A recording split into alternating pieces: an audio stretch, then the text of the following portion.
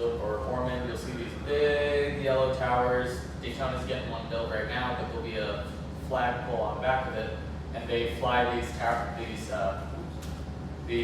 colors to let the public know what is happening in the water, as well as on the back of the lifeguard boards. There's a chalkboard, we just mark it, we don't physically fly one.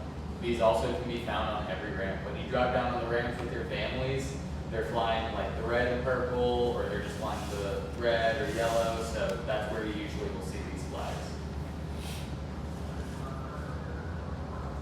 Okay, covered that. Here's a visual of rip current. Everybody see that? You guys spot it? Someone. Let them answer down there. Where it is down there? One Jeremiah. point where it's at. Where the rip current at? In the middle where all the river run is. We can point. Show us where.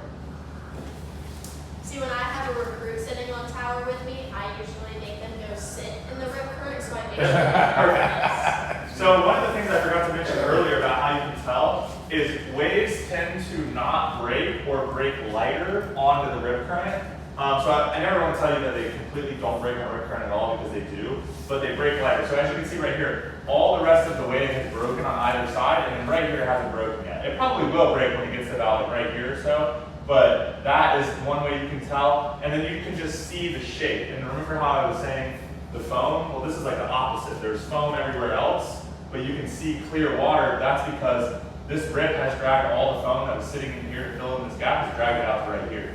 So that's why it looks clear and nothing else does. And it's all about that shape though. There's a bunch of different things that can tell you about that shape, but you're looking for the shape. Yeah, rip currents are dangerous because usually it looks the calmest to the common eye. Everybody looks a little bit flatter, looks a little bit cleaner, so people go and get stuck in them. Good job. Yes.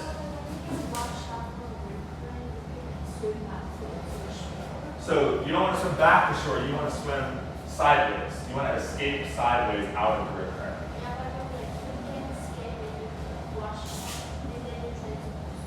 Yeah, so like if the rip current's here, you want to swim to like right here, and then you can swim it.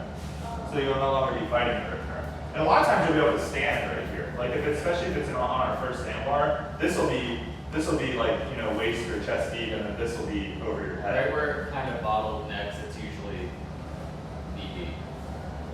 Yes.